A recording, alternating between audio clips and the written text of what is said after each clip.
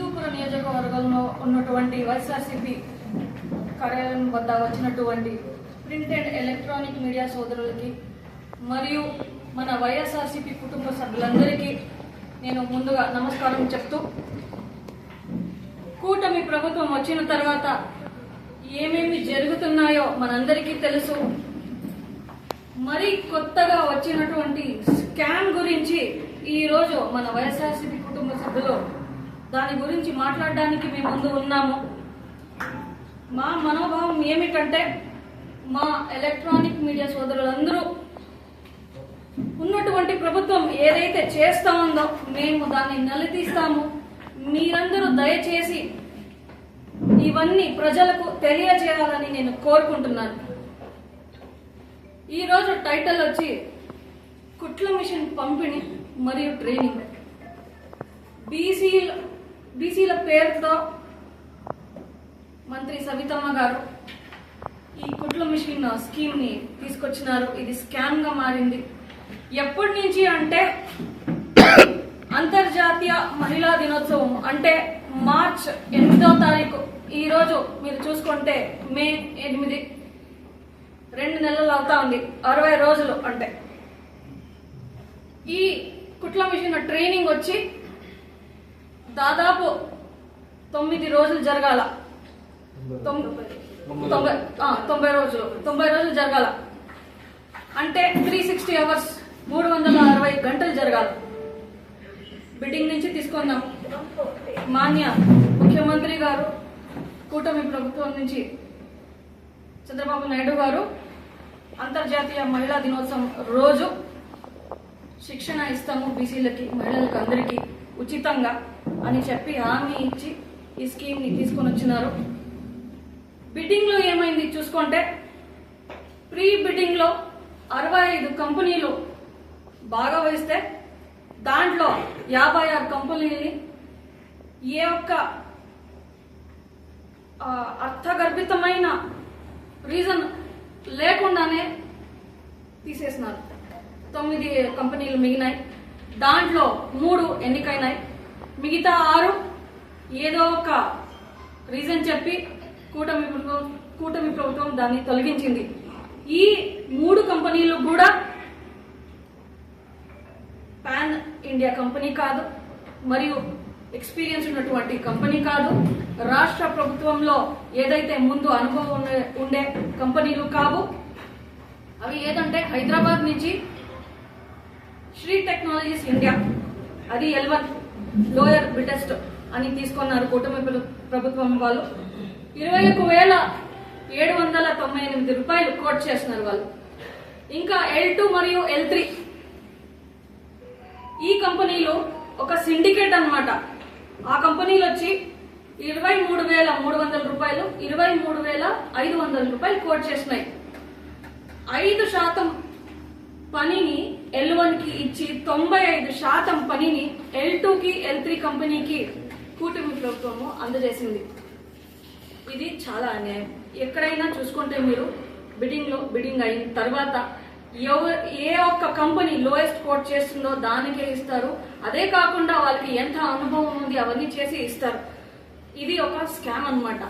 ఈ స్కామ్ బయటకు వస్తే ఏమవుతుంది అని తెలుసుకొని దీనికి ముందున్నటువంటి ఐఏఎస్ అధికారులు మరియు బీసీ అధికారులు దీన్ని చేపట్టకుండా వదిలేయాలని నిర్ధారించి, మళ్ళీ ఐఏఎస్ అధికారులు 1 నెల ఉండగా వాళ్ళు రిటైర్ అవుతున్నారు అని తెలిసి ఈ ప్రాసెస్ ని కంటిన్యూ చేస్తున్నారు. ఈ టైలరింగ్ స్కీమ్ నడుస్తా ఉంది. ఇప్పుడు చెప్పినట్లుగా 360 గంటలు జరగాల. కానీ ఏ ఒక్క చోట్ల కూడా, ఏ ఒక్క నియోజకవర్గంలో, గ్రామ స్థాయిలో, వార్డు స్థాయిలో గాని బిల్డింగ్ అనేది, ఖచ్చితమైన బిల్డింగ్ అనేది లేదు. రాష్ట్ర ప్రభుత్వ బిల్డింగ్ లోనే జరుగుతా ఉంది.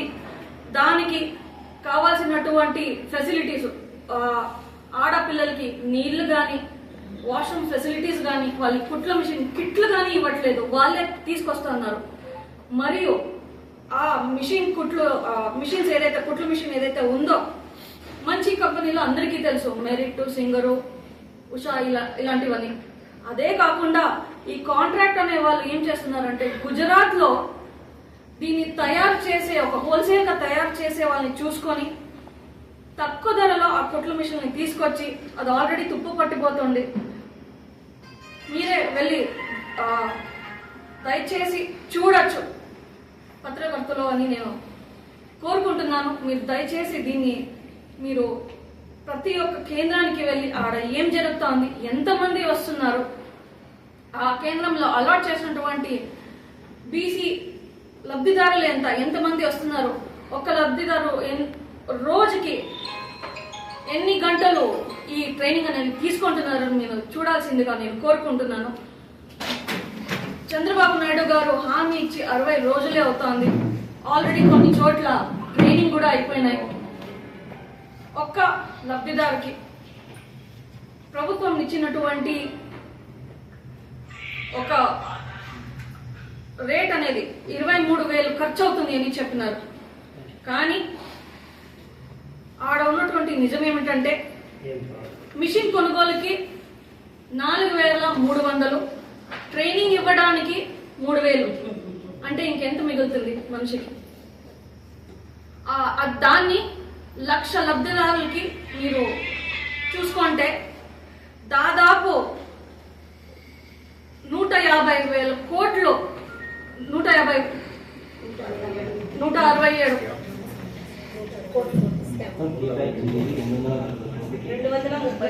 230 కోట్లు. దాంట్లో మీరు తీసుకుంటే దాదాపు 167 కోట్లు మిగిల్చుకుంటున్నారు. ఆ మిగిల్చుకునేవి అధికారులకి, అక్కడ పనిచేస్తున్న సిబ్బందులకి, మరియు దీన్ని కేటాయించిన మంత్రులకి పోతా ఉంది, మరియు కాంట్రాక్టర్ కూడా పోతా ఉంది. ఇది ఉన్న పరిస్థితి. అసలైన నాణ్యత ఏమి అనేది మీరు తెలుసుకోవాలని, మీరు ప్రజలకి దీన్ని తెలియజేయాలని నేను కోరుకుంటున్నాను.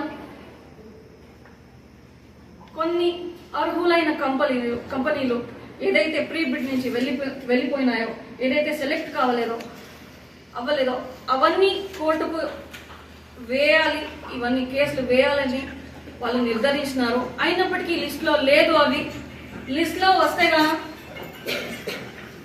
ప్రీ బిడ్డింగ్ లో ఏమైంది, ఎలా కంపెనీని వీళ్ళు సెలెక్ట్ చేసినారు, ఉన్నటువంటి ఒక్క మనిషికి ఉన్నటువంటి ధర, కోచింగ్ ధర ఏమి ఉంది, దానిపైన వీళ్ళు లబ్ధి ఎంత పొందుతున్నారు అని అన్ని బయటకు వస్తుంది.